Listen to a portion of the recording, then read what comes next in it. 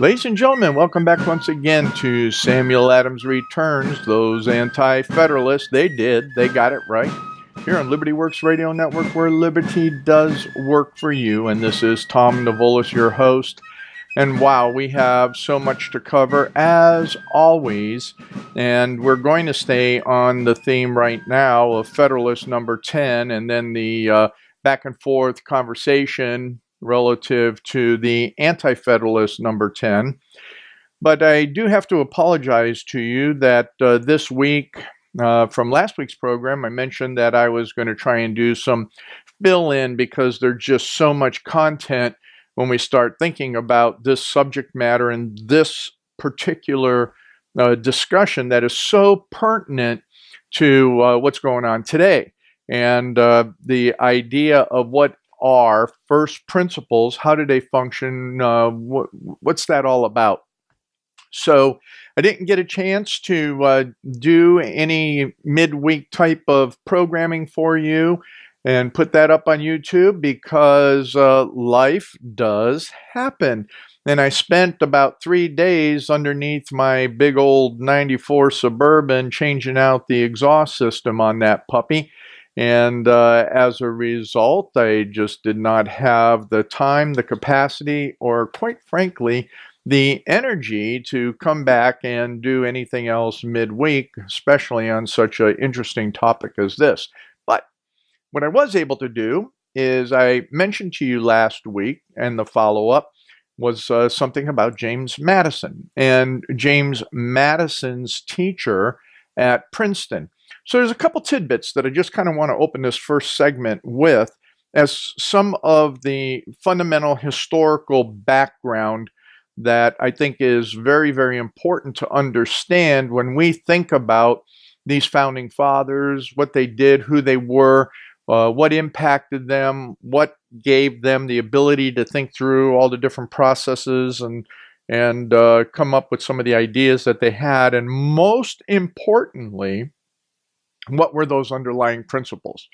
So one thing that I can say, and there's not a lot about, unless you read Madison's personal writings, where he does kind of infer the depth of his spiritual background, his biblical understanding, his truths, but kind of wanted to take you through this. Did you know how tall James Madison was? I mean, he was like, was he a monster? Was he a gigantic man? Obviously, we think of him as a gigantic man for what he was able to propose relative to the new Constitution, if you will, come up with this whole formulation that pretty much established what came out of the convention of '87. Well, believe it or not, is like, it was almost like a Ripley thing to me when I was doing this additional homework that I did not know about James Madison, that he was 5'4". He never weighed more than 100 pounds. So his being gargantuous, if you will, was in his mental capacity and his capacity to communicate. And he wasn't really a great communicator. He wasn't very audible, but he was powerful in his writings and his ideas and how that thought process would come together. So what I did want to reference for you, and we'll talk about him a little bit more in a few moments, is John Witherspoon. John Witherspoon was highly influential on James Madison. Not only Madison, but a number of other early members of what formed this new nation. He was the president of Princeton. He came from Scotland and immediately just understood what was happening in America. He understood it because I will tell you in a few minutes. But what I wanted to do is jump back on some other interesting things about Madison, information about Madison at Princeton. He was the first graduate student of Princeton. In fact, what it was is at 18 years old, he did go to Princeton. He left the plantation where it was a family plantation. He proceeded to blaze through, as the History Channel says, he proceeded to blaze through 4 years of college in 2 years. He didn't sleep, but just about 4 hours a night. And he spent the majority of his time reading law, Greek, and Roman philosophy. Okay, party students, party animals that are out there going to college. Geez, what do we have in university now but a bunch of really limp-minded individuals, partly because of the leadership at universities. I heard someone speaking from Hillsdale College, which I'll talk about in another program. But I love the way that he talked about that universities and colleges are nothing but glorified government-funded Ponzi schemes. I thought that was just outstanding comment, because that's what they are, and taking not only stealing from students, if you will, their money and their minds, but also stealing from the taxpayers under the guise of education. When here you had James Madison completed a 4-year program in 2 years and sleeping only 4 hours a night, reading in the original languages, get that, law, Greek, and Roman philosophy. And he was not, or he say that he was somewhat of a natural scholar. He still then stayed at Princeton after he graduated for another year and studied Hebrew and other subjects. And it was Witherspoon who taught him, especially with in Hebrew and Greek and these other languages, because Witherspoon was very in-depth in those languages, as well as he was in history and so on. And we'll kind of talk about some of that. Some of the other things that were interesting on Madison is that he lost his bid for office in Virginia in 1777 to the State House because he wouldn't buy drinks. He wouldn't buy alcohol for a number of the voters on election day, which was kind of a custom. And it was called, let's see, it was known as swilling the planters with bumbo. Very, very interesting. So, you know, you had your prior to election parties, so everybody got boozed up, and the more that you were able to provide, gee whiz, that's what you were able to win and buy the votes with alcohol. Wow. Kind of interesting in some respects is that really hasn't changed, in that, you know, are you buying votes with all the promises out there instead of having a mental capacity to reach the people that you're trying to represent? And that's something else that I brought up in other programs and was very, very interesting during the debates on the Constitution, was how many Congress people should there be to properly take and represent the people. And why Sam Adams continued to argue that all politics was local was because of what we have today. There is not any way on this planet that even in our republic and even in our constitutional form of a republic that we are properly represented in the national government by virtue of one congressperson to 1.2 million people, 1.4 million, you know, 900,000, depending on the state that you're in.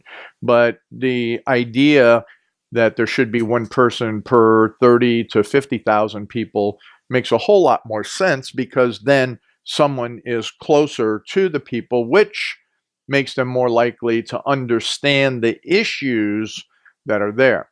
So with that, as we look at federalism, which then Madison talks about in Federalist number 10, and factions are the key component of Federalist number 10, what we end up having is it becomes extremely critical that federalism takes hold and that we return the Senate to what it should be as representing the states instead of the two people representing millions and millions of people. That is totally ludicrous. So let me jump over just real quick because I think we're down to about our last 5 minutes. Is that correct? Yeah, Kathy's given me the word. So what happened with Witherspoon is that he was there in Scotland, and as a young man, he actually ended up in prison because he was observing the battle at Falkirk. The battle at Falkirk, he just didn't get out of Dodge soon enough, and because he happened to have weapons on him at the time, he was caught up in the capturing of all the people after that battle, and he got thrown in a dungeon for a while, which affected his health, and why he wasn't, it affected his vocal cords and all of that. You can imagine being locked up in a dungeon. But he really had a great calling to what he was doing in battling there for liberty in Scotland, not only personal and individual liberty, but also what that meant from a religious perspective in the Presbyterian Church. He battled, he was part of what it was known as a popular party, versus who he struggled against were the moderates or the Moderatism, which even though that was the new spirit of the age with the Scottish Enlightenment, and they were what we would call the liberalism permitting inside of the church. And some of the things in doing the homework on that, it became extremely interesting, is that Moderatism or Moderatism really believed also that, you know what, the hierarchy of things. And we're going to have to pick some of this up as we get into the second segment, because I think it's extremely important that we understand the influence that John Witherspoon had in America, because he was so involved. He was a signer of the Declaration of Independence. And there were a number of other things that he did on moral philosophy. And I'm obviously I referenced that in the documentation and the references for today's program. But this was very, very interesting, is that the difference in these issues of that day, how they had even the consequences into the present of what the moderatism is versus popularism, or the popular party as it was known at that time, even from Scotland. And then what Witherspoon carried with him as he came to America, not only from that strong Puritan populist perspective that carried him immediately, almost immediately, when he came to America, to Princeton as the president of Princeton, but carried him right away into the political scene. And he wasn't afraid of it, because he knew that there was no separation of church and state. Was there a separation biblically of the control of the church and state? Absolutely, he was for that understanding. But as far as ministers and Christians being involved in the political system from that populist movement perspective, you know what? He was all about that. And those are some of the things that we're going to talk about and define a little bit more, so that we have that clear understanding. And so the understanding as to how Madison was additionally influenced, that comes out in Federalist number 10, I think, more than anywhere else when it comes to the whole discussion of the Constitution from Madison's perspective in that. And that, quite frankly, it was John Witherspoon was also very much for a more centralized government. And I'll talk about that a little bit more as we move into the next segment. But I want you to take a look at SamuelAdamsReturns.net, because that's where all the archives are. And we will come back to Samuel Adams Returns, the Anti-Federalist got it right, in just a few moments after this break. So come on back, and we'll see you soon. Ladies and gentlemen, welcome back once again to Samuel Adams Returns, those anti-federalists. Yes, they did. They did get it right. And I'm speaking to you here today on the network that has been wonderful to me, Liberty Works Radio Network, and I'm just so delighted to be a host on this network. And as I always do, I ask you to take the time to go and look at the other programming, the program and live programming during the week, and donate. Go ahead and hit that donate button. And this is they need the support. They need your support as you can. So again, look at Liberty Works Radio Network and look at lwrn.net or libertyworksradionetwork.com. And check it all out and see what's going on, because it is all about your liberty. And that's what John Witherspoon was all about, was liberty. He understood from the very biblical perspective that the only place that you can actually get any real liberty has to begin with a salvation. And he absolutely believed, and he wrote about that very extensively in some of his writings as to what does that mean from that perspective of who Jesus Christ is, because Jesus is alive, he is resurrected, and that the only place that you're going to get any freedom, personal freedom, is in understanding who Jesus is and understanding what that means to you personally in having a relationship with him. So those were the fundamentals upon which Witherspoon based everything else. And then as he understood it in the context of history, in the context of what goes on in the Bible, and being able to substantiate it from then what was going on in Scotland at the time, he was very different than what was, as I mentioned in the last segment, the Moderatism and the Popular Party, or popularism. Now, the moderates, and what we're going to do is go to the introduction in his lecture on moral philosophy or moral society and what that all means. And in this introduction, I think it really talks about it in a nice way. And remember, as I said from the last segment, that Madison learned a lot and was almost very tutored by John Witherspoon. There were many of our key leaders in the period that were learned from Witherspoon when he came to Princeton.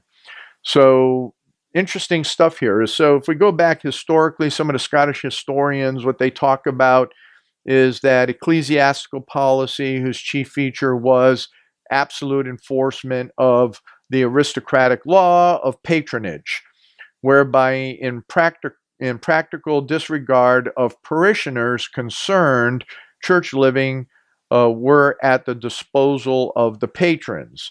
And what that meant was that, and I see that in some of the very large, even Reformed churches here in America, and some of the other evangelical churches, is that, I really think that the pastors bow to patronage in so many different ways. I think that's true even of the church that Kathy and I attend more on a regular basis. So from a biblical evangelical teaching perspective, they can be spot on, but when it comes to what does it mean, especially in our constitutional republic, then I would classify them more of this Scottish philosophy of moderatism. And that means that, okay, the real concerns for the parishioners are left up to the patronage of those who are either the power brokers politically or the money influencers. And sometimes they can be one and the same, as we well know. So we've seen that. I mean, you could go watch Pollyanna and you kind of see the same thing where the Harringtons kind of, they told the pastor what to preach almost, so it was like moneyed interest or political interest can have great influences. And I think it affects even the philosophical position of many pastors. And that was something that was a conversation that came as a question, if you will, the last time I was on the Chris Arnzon program, Iron Sharpens Iron, and having a conversation about my last book, that not all conservatives are constitutionalists. And that is really, when it comes within the context of the churches, I think this is a very, very good definition of what that was all about. So once again, the moderatism, I always get that too. I want to put in more letters in there, how you read things. So moderatism is that where it's a ecclesiastical policy whose chief feature was the absolute enforcement of aristocratic law of the patronage. So that could be like a pastor standing at the pulpit and saying, you know what, quit your whining and just pay your taxes, because according to Paul, that's what you're supposed to do, which according to our republic is not what we're supposed to do. Anyway, we're not going to go off on that one. Whereas John Witherspoon was of the popular party, or popularism, on the other hand, was the conservative and strictly orthodox party. And they combated that, and they were absolutely for the personal religion and some relaxation of the old standards of faith and conduct, which were rising in the tide of liberalism, really being almost pietist, if you will. And it opposed strenuously the undemocratic features of the patronage law. So Witherspoon was all about that, and he actually wrote in 1753 Ecclesiastical Characteristics, and it was a bitter satire of these moderates. So Witherspoon was on it, right from the beginning, and then he was asked to come to America. And with him coming to America, I mean, he was in ministry for 20 years in Scotland. Okay, so he was already in ministry for 20 some years before he came to America, and he did that in August of 1768. And what did he walk into? He walked into an America that was birthing. He walked into immediately seeing that there needed to be a separation from Great Britain. And he started jumping right into it. I mean, he was in there, and he participated. He was elected into local office. And in addition to that, what does he end up doing? He ends up being a delegate through that whole process at the Continental Convention that met in 74. And he represented New Jersey as one of those delegates. And he identified himself conspicuously, as it says, with what they were calling at that time a progressive party. Progressive, not in the terms of progressivism as we look at communism here in America now, but progressive from the perspective that it was the populist party that was taking a hard look at what was going on in America relative to all that was happening in England, in the parliaments, in that whole political system.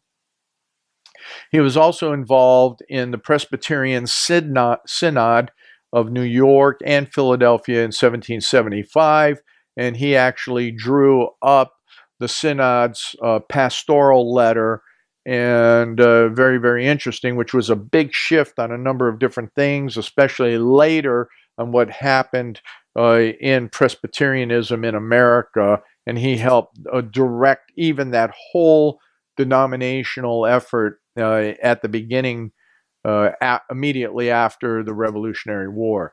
We can go on talking about all the things he did after he got involved. He was a signer of the Declaration. He followed up with that.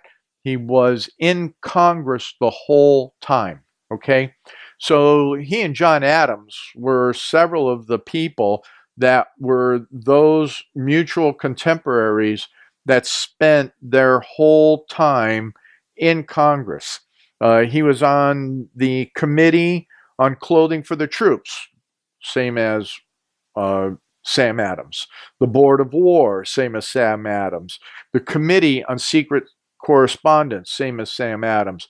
So they were peers in what was going on during this whole time.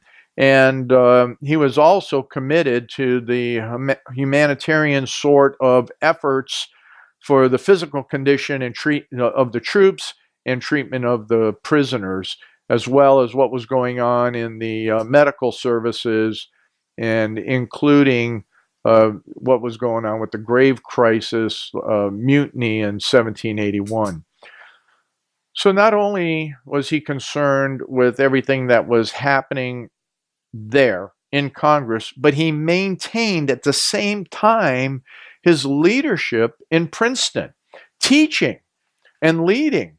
And it just was amazing is that for the most part, he also wrote the Thanksgiving and Fast Day and Days of Prayer proclamations for Congress. And we know that Sam Adams wrote some of those, and we see that Witherspoon wrote a good many of those as well. So, I mean, he was in it, man. He was just like, or people, listeners, he was just like in it full bore. And, what leadership then would all of these other young people see that participated from an educational perspective, that not only was he sound in his faith, in his capacity to lecture from the pulpit, his capacity to preach God's word, and his capacity to be that dynamically involved in what was going on in the formation and leadership of this nation.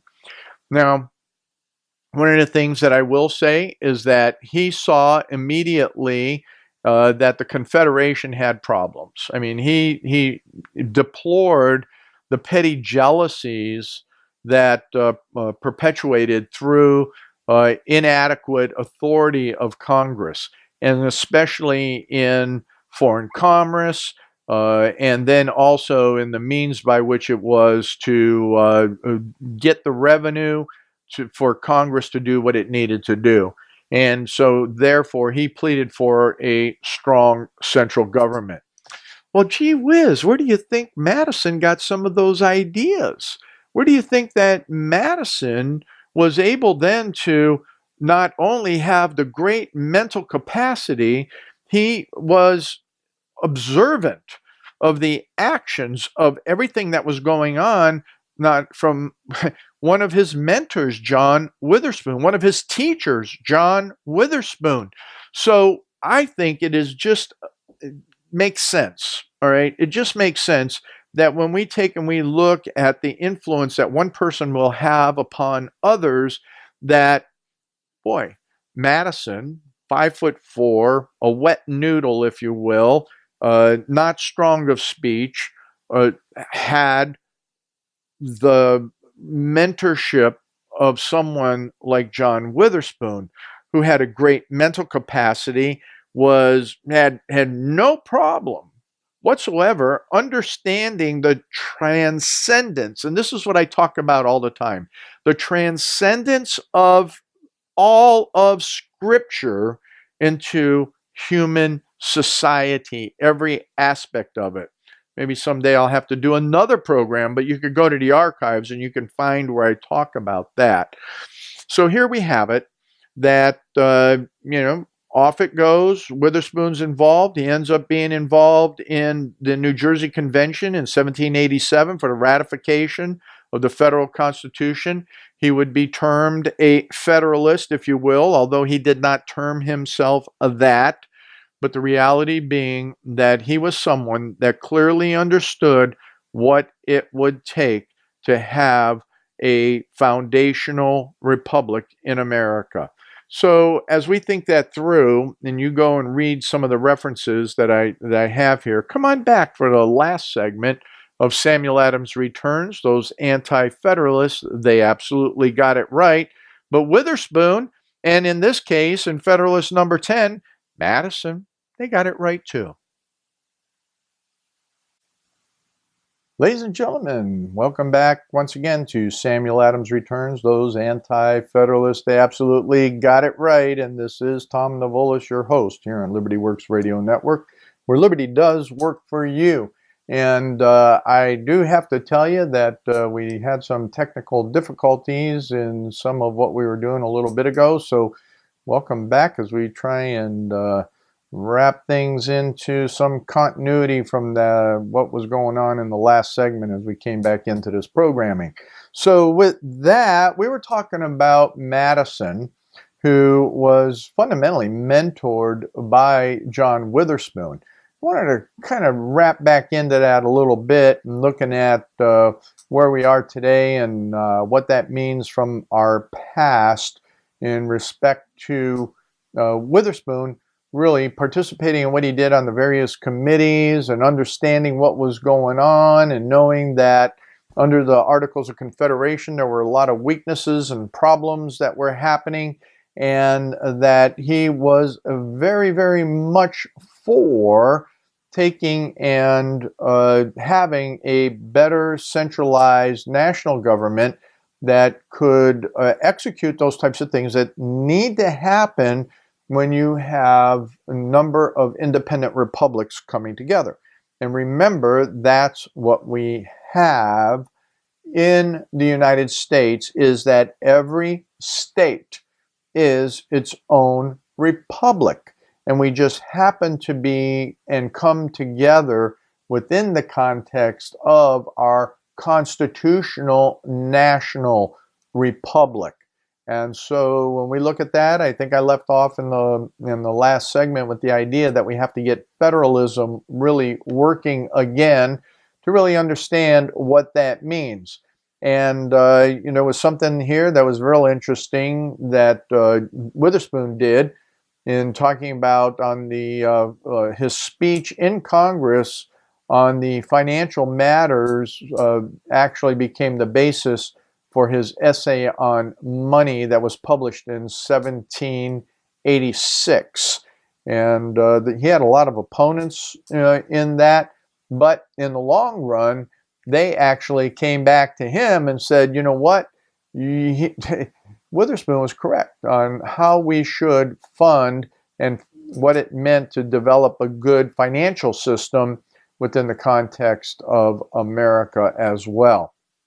And so there are a lot of things that he talked about, things that he deplored. He deplored the petty jealousies within the states and the fact that Congress was inadequate in authority to act according to what it needed to do in preserving a union and to carry out the work that was established, those first principle works. And that's what I kind of wanted to segue with. I may have mentioned it, but I want to mention is that I heard a gentleman this past week on YouTube from Hillsdale College, who apparently was he was at the Trump administration for a period of time, and he was talking on a topic of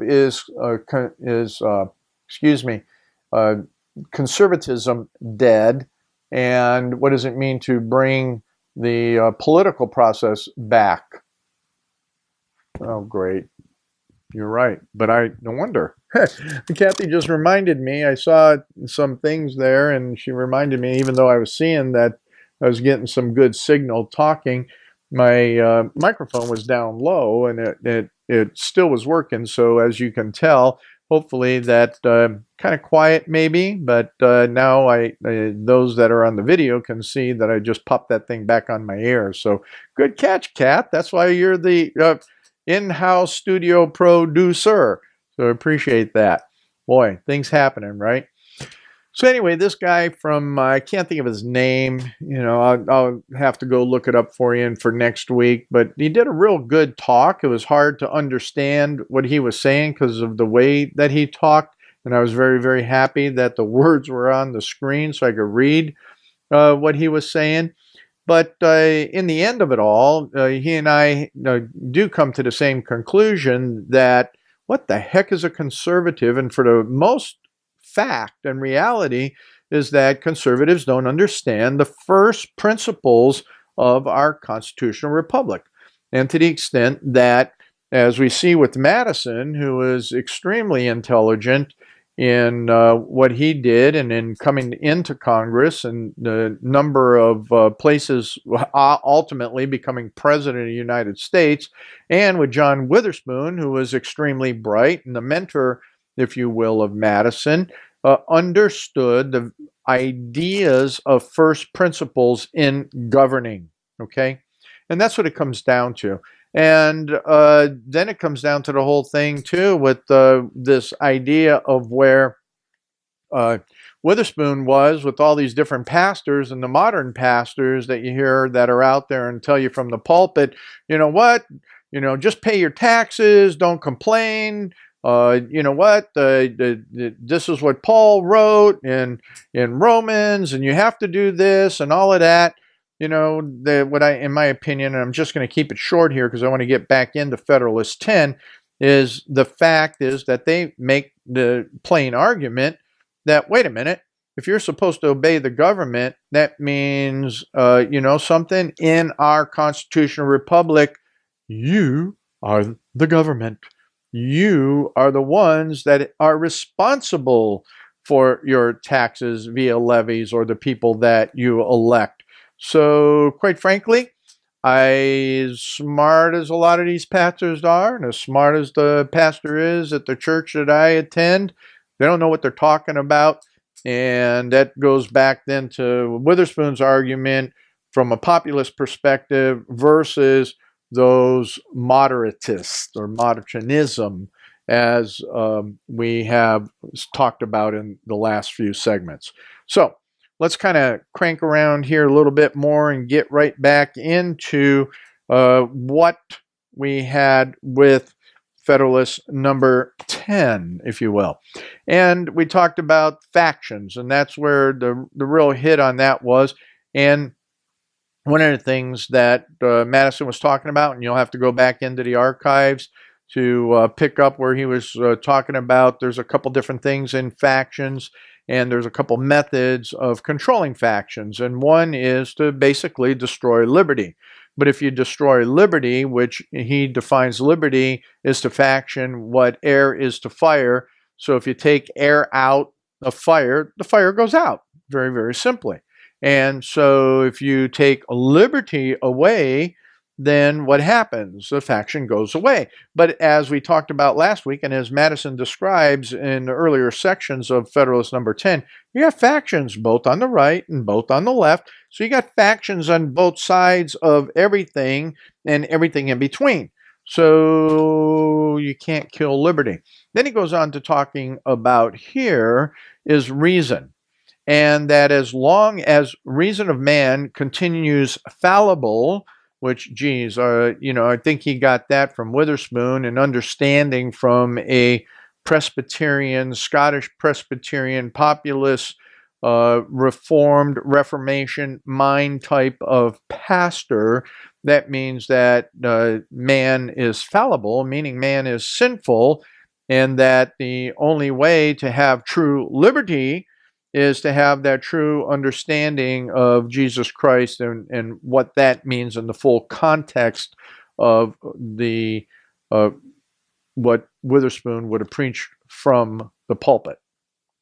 But anyway, Madison goes on, as long as the connection subsists between his reason and his self-love, his opinions and his passion will have a reciprocal influence on each other, and the former will be the objects to which the latter will attract.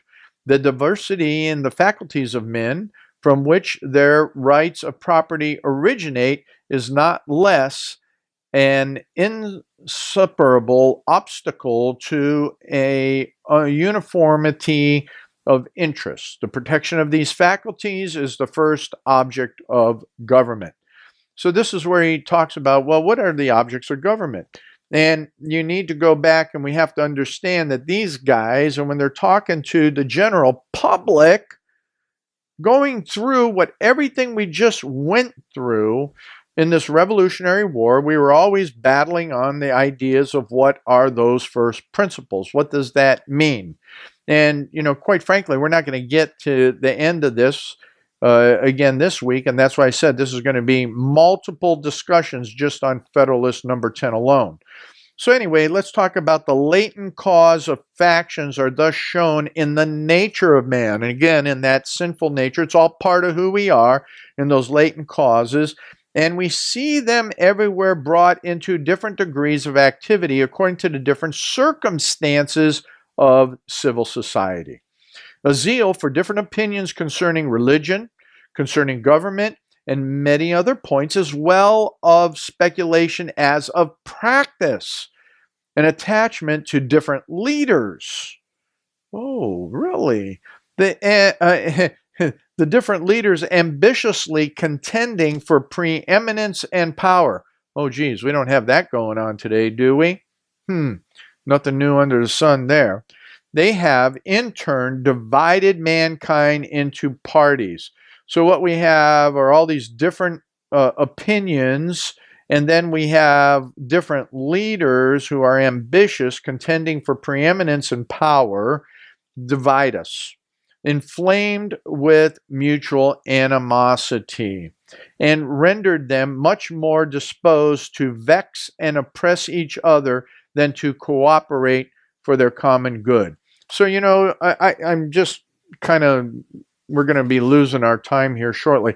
But I wanted to, zip into this one a little tighter, because what we have to look at is that Madison talks about all of the various interests, which are the landed interests, property owners, manufacturing interests, mercantile interests, moneyed interests, and many lesser interests that grow up of necessity in civilized nations, divide them into different classes, actuated by different sentiments and views.